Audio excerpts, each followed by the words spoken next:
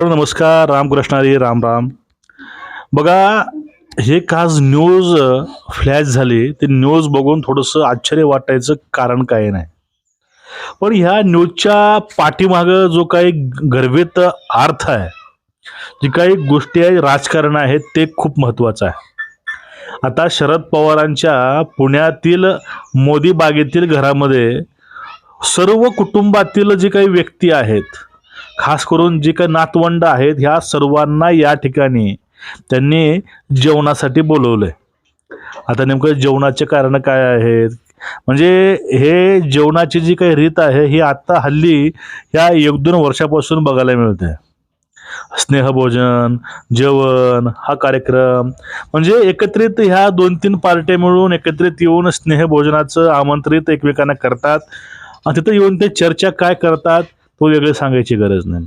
आपल्याला आज याच विषयावर थोडंसं बोलायचं आहे. त्यामुळे चॅनलला मित्रांनो सबस्क्राईब करून घ्या, बेल आयकॉन दाबून ठेवा, व्हिडिओ शेअर करा, लाईक करायला विसरू नका, कमेंट करायला पण विसरू नका.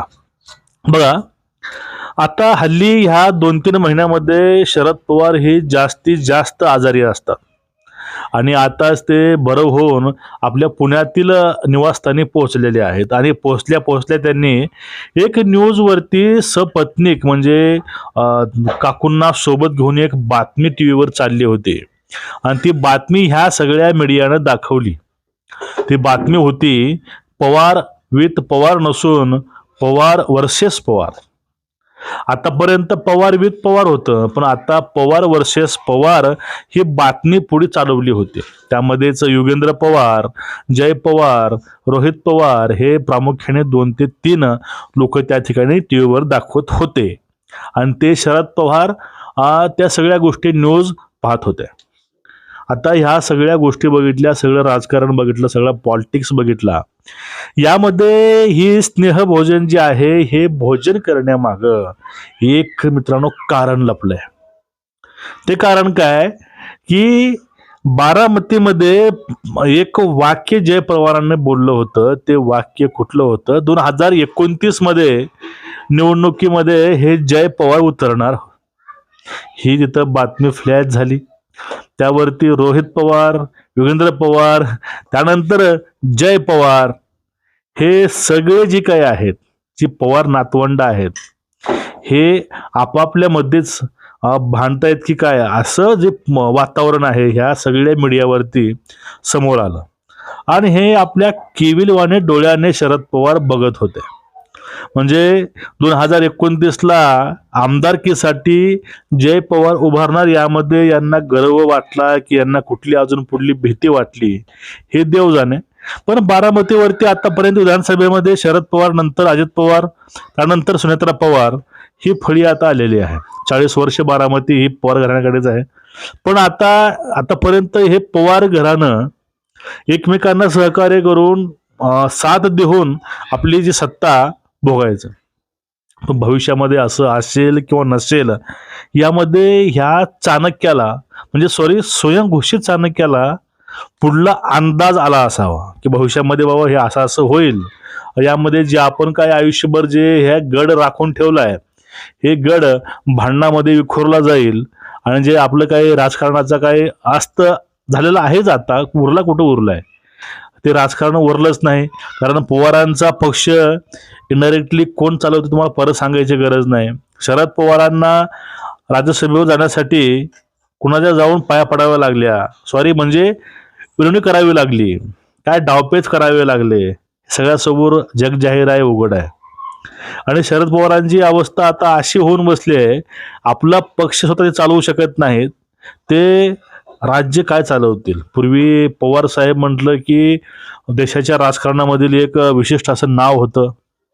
ते फोडाफोडीमध्ये असो किंवा कूटनीतीमध्ये असो, कसे असो, पण आपल्या हयातीमध्ये त्यांनी एक ओळख तयार केली. ती ओळख होती सेक्युलरिझमची, पुरोगामीची. ती ओळख त्यांनी एवढीपर्यंत मनातून किंवा असं मन लावून केली की ते हिंदू विरोधी कधी होऊन बसले हे त्यांनाही कळलं नाही. मग आता हे हिंदू विरोधी सो कॉल्ड सेक्युलर किंवा नास्तिक हे पवार आहेत. आता यांच्या भूमिका ह्या हळूहळू बदलू लागल्या. तरुणपणी जे काय केलं, काय कसं कसं राजकारण केलं, पॉलिटिक्स केलं, हे थोडं बाजूला ठेवले त्याने. आता आता ते सध्या ते हिंदूवरती बोलू लागलेत. कधी ते वारकऱ्यावरती बोलतात, कधी कुठल्या संतावरती बोलतात. म्हणजे आता हे हळूहळू या ट्रॅकवरती येत आहेत. म्हणजे करून करून भागलं आणि देवपूजाला लागलं अशी म्हण आहे. हे असं काम झालंय. आपल्या पूर्ण हयातीमध्ये या माणसानं कधीच देवाची देवाचं नावही घेतलं नाही. ह्यांना गोल टोप्या चालल्या, त्या इफ्तार रफ्तार सगळं चाललं, पण त्यांना हे चालत नव्हतं. म्हणजे अशा पवारांना आता स्नेहभोजनाचा आधार घ्यावा लागतोय. हे पवारांचं आपल्या हयातीमध्ये कमवलेलं काय आहे ती त्यांनाच माहीत. आपल्या आयुष्यामध्ये नेमकं कमवलं काय आणि गमवलं काय याची गोळाबेरीज केली तर उत्तर हे शून्य येऊ लागले. ते कसंही करा, गुणिले करा, वजा करा, बेरीज करा, उत्तर हे शून्यच आहे. मग आयुष्यभर हे रणनीती करून, कूटनीती करून काय मिळवलं, काय कमावलं, काय गमावलं हे त्यांनाच माहीत. पण आपल्या आयुष्यामध्ये जी काही कारस्थान करून जी काय पार्टी बाहेर आणली होती काँग्रेसमधून, राष्ट्रवादी काँग्रेस, ती काँग्रेस सुद्धा यांच्याकडे राहिली नाही. आणि आता ह्या नातवंडाला एकत्रित ठेवण्यासाठी आता नेमकं हे स्नेहभोजनाचं कारणच कळलं नाही काय. आता कुठली निवडणूक नाही आणि 28 तारखे दिवशीच स्नेहभोजन आहे. म्हणजे दादांना जाऊन 3 महिने झाले. त्या दिवशी स्नेहभोजन करून त्या ठिकाणी सुप्रियाताईंना बोलवायचे, सुनेत्रा वहिनीला बोलवायचे. त्यानंतर हे आपलं हे पूर्ण यामध्ये कुटुंबिक आहे, यामध्ये बाहेरचे कोणीच नाहीत. पण आता सुनेत्रा पवार ह्या बाहेरच्या पवार या स्नेहभोजनाला चालतील का, हा एक इथं मोठा प्रश्न येतो. कारण त्यांनीच बोललं होतं पाठीमागं, ह्या पवार ह्या बाहेरच्या पवार आहेत.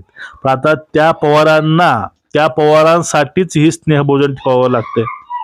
आणि त्या पवारांसाठी हे स्नेहभोजन ठेवून त्यांच्याच मुलांना ह्या स्नेहभोजनासाठी आणावं लागतंय. कारण आता या सगळ्यांची वाढलेली ताकद जी आहे, ही ताकद खूप काही सांगून जाते. कारण यांच्या पाठीमागे एक गॉडफादर आहे. होय, तो पिक्चर आता येतोय गॉडफादरचा. तसाच हा महाराष्ट्राचा देवेंद्र फडणवीस नावाचा जो काही गॉडफादर आहे, ही ह्या ताईच्या, वहिनीच्या, जय पार्थच्या सगळ्यांच्या पाठीमागं खंबीरपणे साथ देत उभा आहे. ही सगळ्यात मोठी भीती या ठिकाणी या सगळ्या लोकांना वाटते काय, हा एक इथं मोठा प्रश्न येतो. पण ह्या सगळ्या माध्यमामध्ये एक गोष्ट बोलली जाते, ते म्हणजे जर जय पवारांनी हे वाक्य बोललं नसतं की 2029 मध्ये आमदारकीला मी थांबणार आहे किंवा मी थांबेन, तर या ठिकाणी एवढं काही वाढलं नसतं. आता योगेंद्र पवारांना पण राजकारणामध्ये यायचे. त्यानंतर अनेक त्या घरात कुटुंबातील लोक आहेत, त्या सगळ्यांना या राजकारणामध्ये यायचं आहे. रोहित पवार असतील, योगेंद्र पवार असतील, जय पवार असतील, पार्थ पवार असतील, हे सगळे जे आहेत, ह्या सगळ्यांना ठिकाणी आपल्या बारामतीमधून आपलं जे काही एक वोट बँक बनवलेली आहे, ही वोट बँक वर्षानुवर्ष यांच्याकडेच आहे आणि भविष्यामध्येही यांच्याकडे राहील.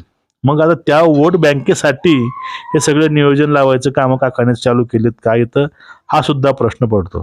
त्यांनी कितीही म्हणू द्या हे कुटुंबिक स्नेहभोजन आहे, पण ह्या कुटुंबिक स्नेहभोजनाला राजकीय वास हा नक्कीच येतोय. तुमचं काय मत आहे ते नक्कीच खाली कमेंट करून सांगा. व्हिडिओ शेअर, चॅनलला सबस्क्राईब करा, बेल आयकॉन दाबा. नमस्कार, रामकृष्ण हरी.